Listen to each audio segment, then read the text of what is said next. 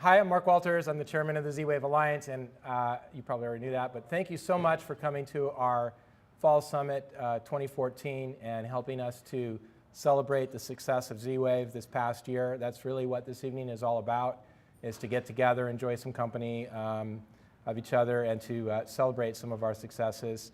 We're also very, very lucky to have Roberta Gamble from Sullivan present a keynote presentation for us on the home of the future today. I think you're going to find it very informative. I certainly did when I was reviewing the slides. I think you're in for quite a treat. And without further ado, I'd like to introduce Ms. Gamble. Thank you. Great, thank you. Thank you, Mark. It's my pleasure to be here. I'm saving you all from, I'm sure it's going to be a horrible sunset, so I'll take my time. No, but seriously, I'm very happy to be here. My name's Roberta Gamble. I'm vice president and partner in charge of the Energy and Environment Business Unit for Sullivan. So we're a growth consulting company. We help companies grow in markets, especially where there's industry convergence opportunities like smart homes, smart grids, smart cities, and so forth. So today I'm here to kind of rally the troops and get us excited about the opportunities around Z-Wave, present a little bit of our own independent research around the smart home, connected living markets, and just kick off this, it seems to be a really great event. So I'm also, I guess, between you and dinner, so I won't take too long there either. Just wanted to start off with a quote from Nikola Tesla, a really brilliant man.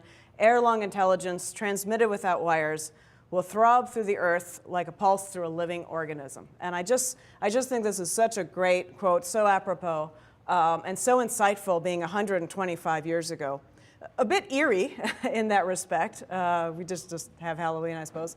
But really that he had this foresight, this premonition that information would be like an organism, that our lives would be connected in a way that just improved our living, improved the way we went to work, improved the way we socialized.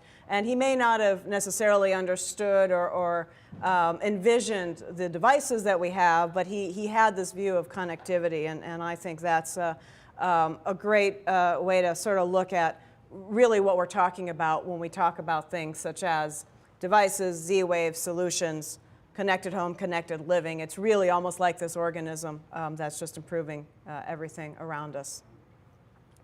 So today we'll go over a little bit about the home of the future, what it is like today, what it's going to look like in the future, Z-Wave's role in creating and driving the home of the future, connected living.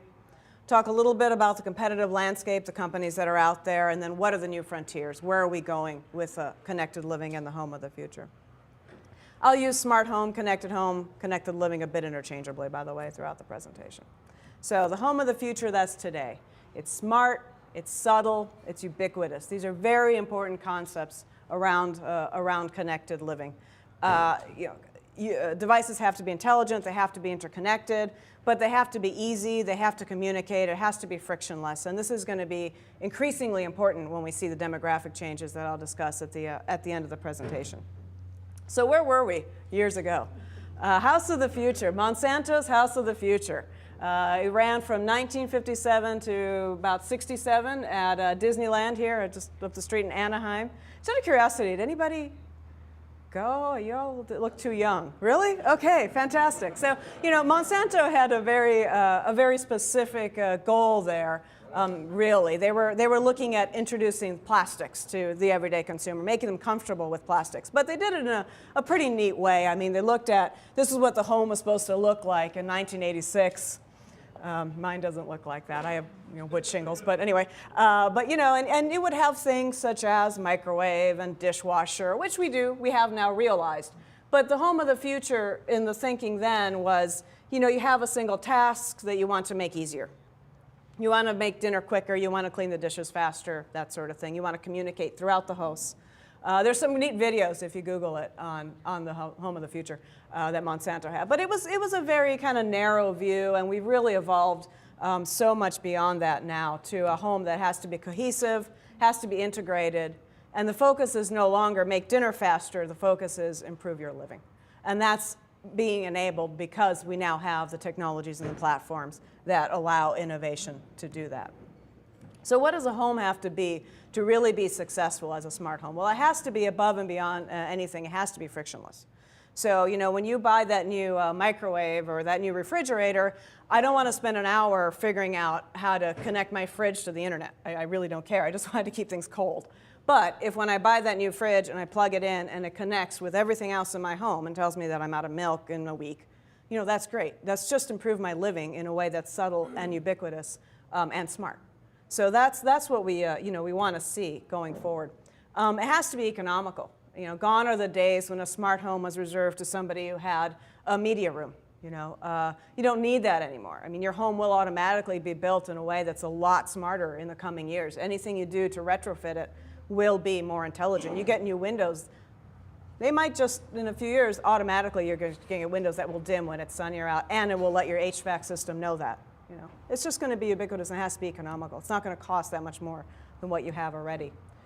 Needs to be automated, needs to be connected. I think those things go without saying in this group, but I'm going to keep saying them a few times during the presentation.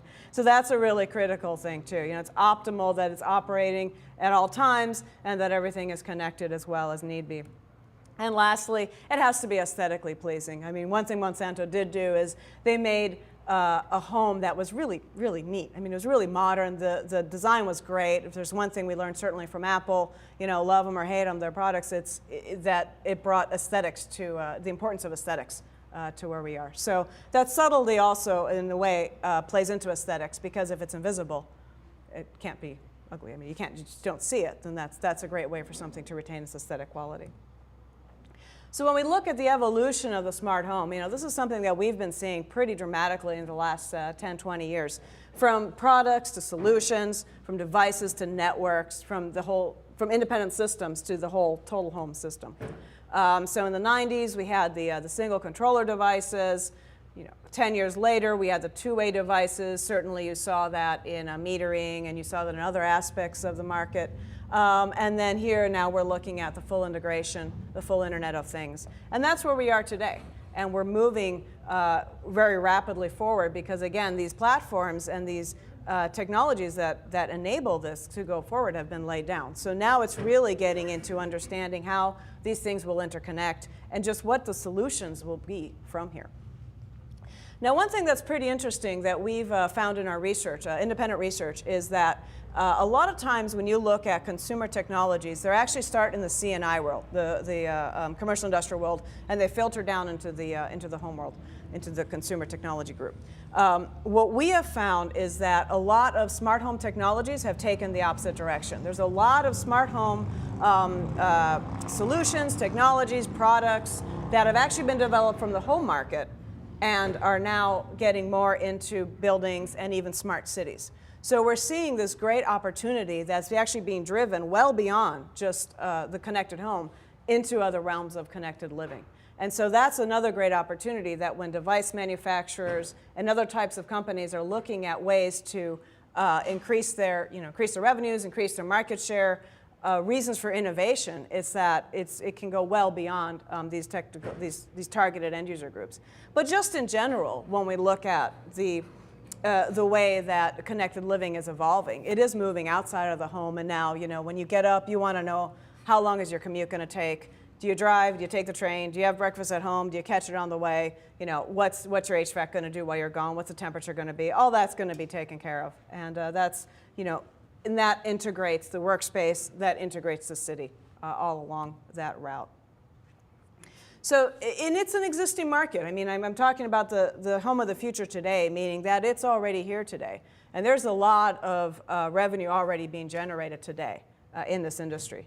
The Consumer Electronics Association, they estimate it's about a $2 billion market in North America when you're looking at home technologies. Overall, our own estimates, home automation, we find that it's about $1 billion. And this is actually an estimate from a couple years ago, so it might even be higher by now. So how we're defining that is pretty much any two systems in a home that communicate with each other together. That market of interconnectivity is already $1 billion in the US and Canada alone. Now you take that and you layer on all the aspects of connected living. You layer on how we work, how we travel, all these other aspects around the world, and you're talking about an almost $30 billion market globally already around connected living. So this is, it's already an existing opportunity, and as we see, because of demographic changes and increases in technology, it's really going to grow in other areas as well. So you have, the current trajectory, and then you have other areas of growth coming from that. Now, what kind of areas of growth have we seen recent?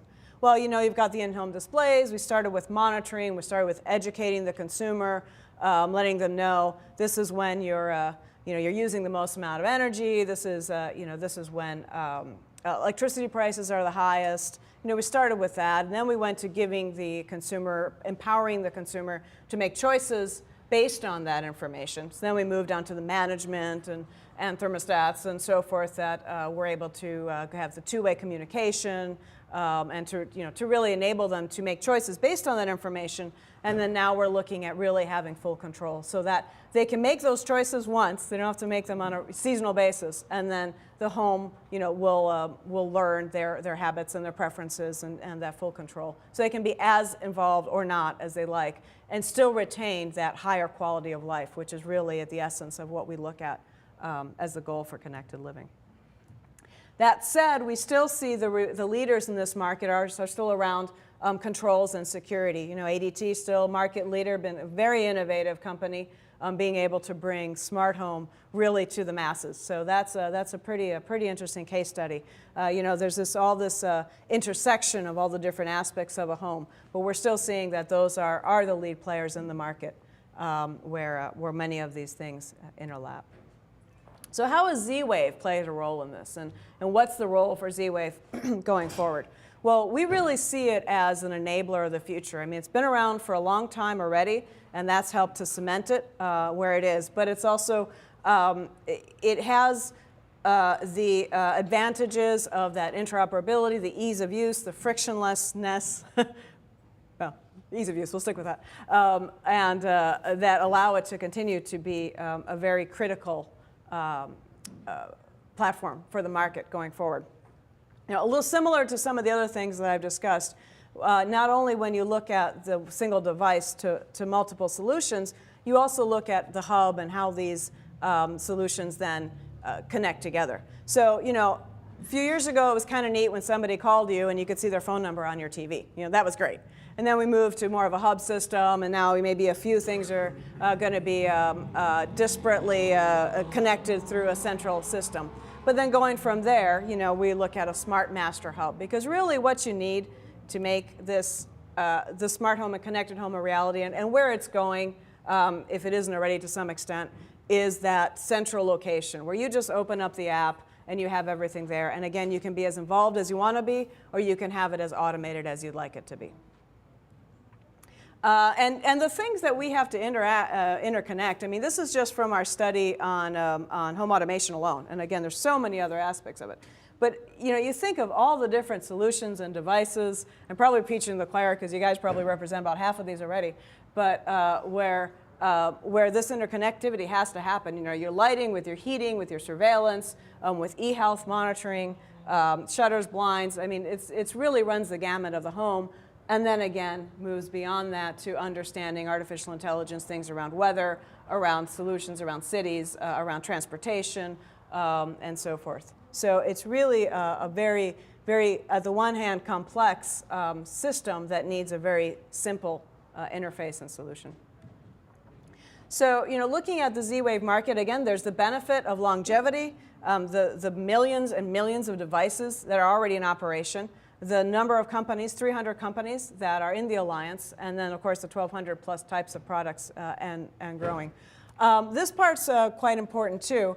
The mesh network advantages, the low power, which you don't get with Wi-Fi and a few other types of technologies, the low price point. Again, it has to be economical for this to be a realized market. And then it has to be backward compatible so that when you do maybe move to a new home, you're not necessarily having to start over with all new appliances or all new systems. You can kind of integrate everything that you already had. The other thing that's important for device manufacturers looking to determine which protocol to use in their system is really the global picture, the global question. Is this applicable across countries? Is this applicable across markets? As I mentioned, a lot of these devices are actually moving from the consumer realm into the commercial industrial space. So is that something that's going to easily translate when they're looking at other parts of their business? And do they have that, that residential focus when they do want to stick to that market? And most importantly is really the interoperability.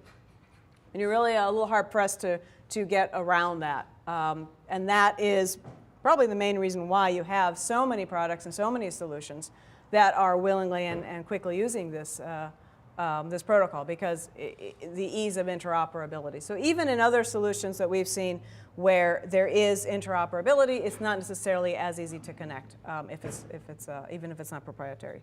So these are all really key things that have brought Z-Wave to where it is now, and are, I think, likely to continue to be the platform because it's really who wants to start over to a great extent.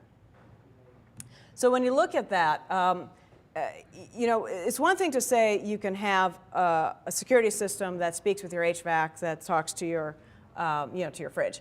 But it's another to say it doesn't really matter that much which brand it is, or that you have a huge selection of brands to which can use that. So when you're looking at locks, for example, when you're looking at security, you have several competitors in the market that all use Z-Wave. When you're looking at panels, when you're looking at HVAC, Honeywell, I know, is here, Trane, and so forth. You have a lot of interoperability there as well. And then along the lighting as section too. So, over 50 device types, as I mentioned before, a lot of products. Oops, didn't mean to do that.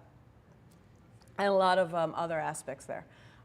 So, this is pretty critical because what we see going forward in the market is, you have a combination.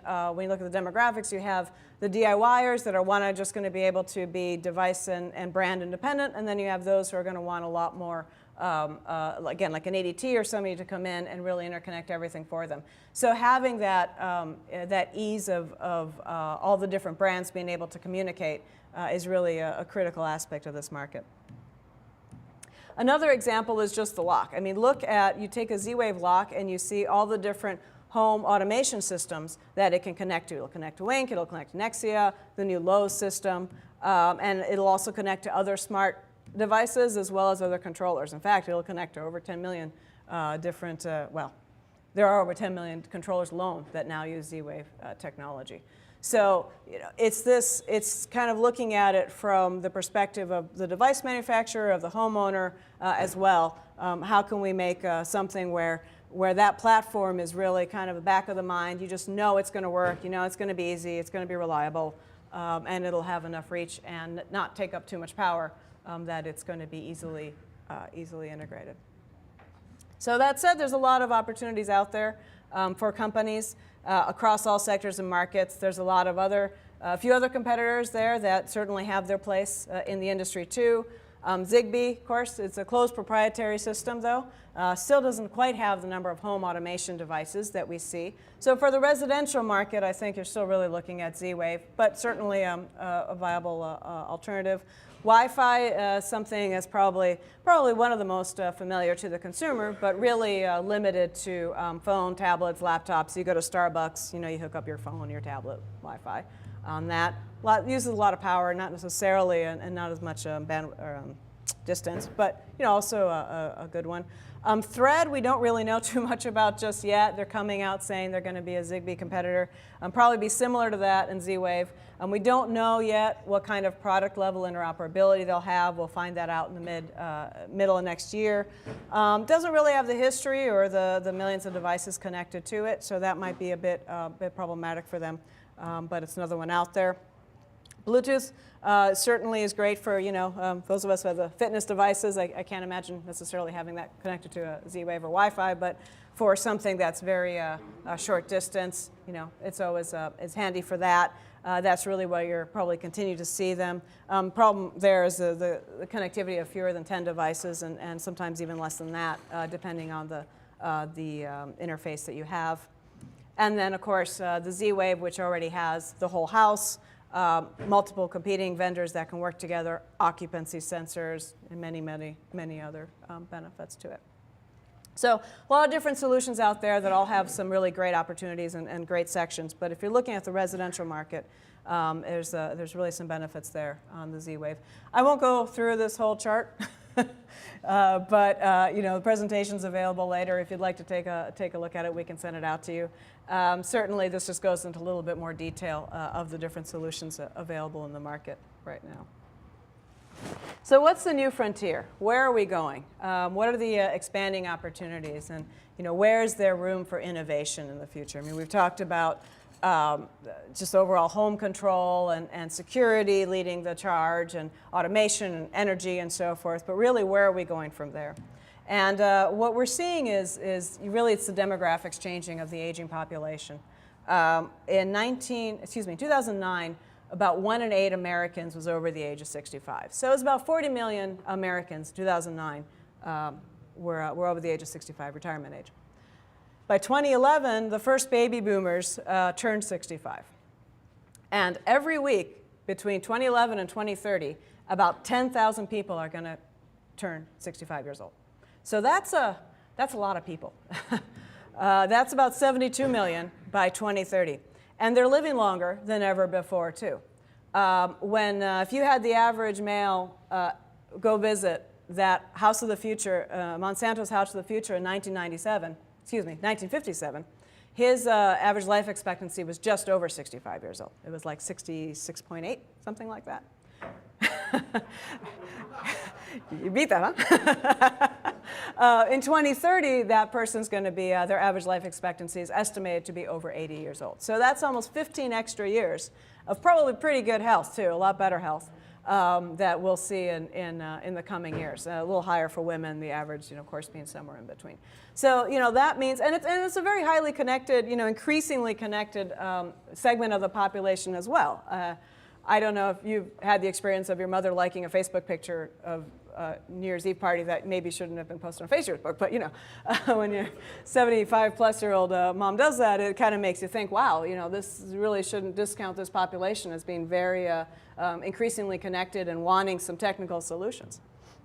And so this is going to, it's a population that's aging, it's a population that's intelligent, that's got a lot of resources, that's well educated. It's going to live longer than any other predecessors, and they're going to want a really high quality of life. So you're going to see a lot of increased monitoring in the home, living patterns and conditions, in addition to security and remote monitoring. So their kids and so forth, and they themselves are going to want to have that extra checks and balances already embedded in their house, in their everyday living, to help them know, to prevent or at least alert in cases there's some issues with their health. So that's really a huge market opportunity.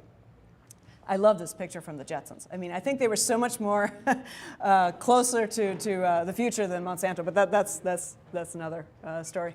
So telehealth is where we really see this going. Now, telehealth is one of those things, one of those markets that's existed. It's existed for a long time, but we just haven't had the way to take advantage of it because the technology and the solutions weren't there, but they are now.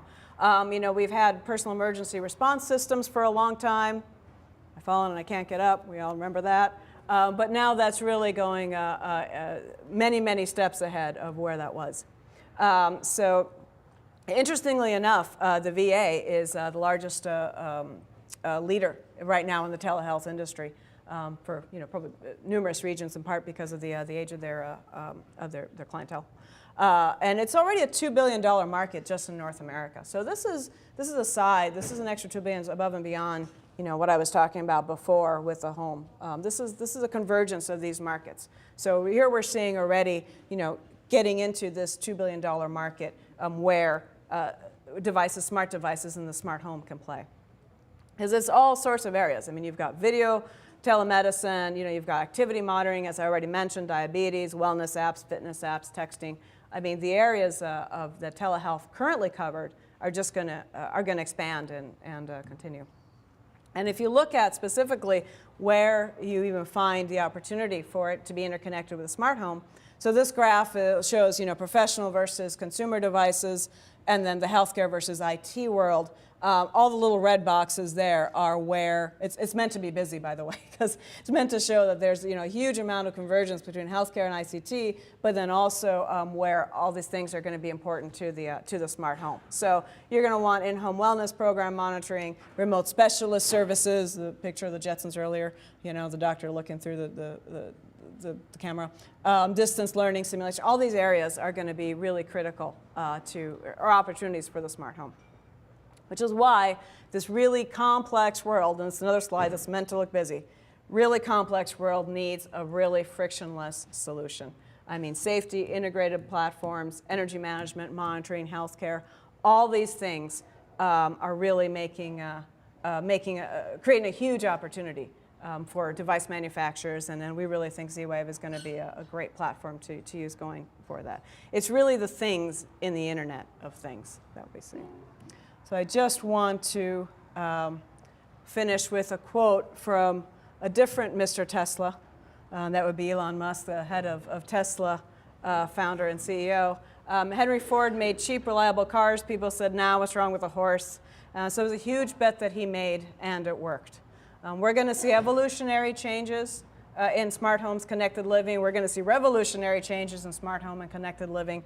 Frankly, I would be putting my bet on Z-Wave would be the enabler for those technologies. Thank you.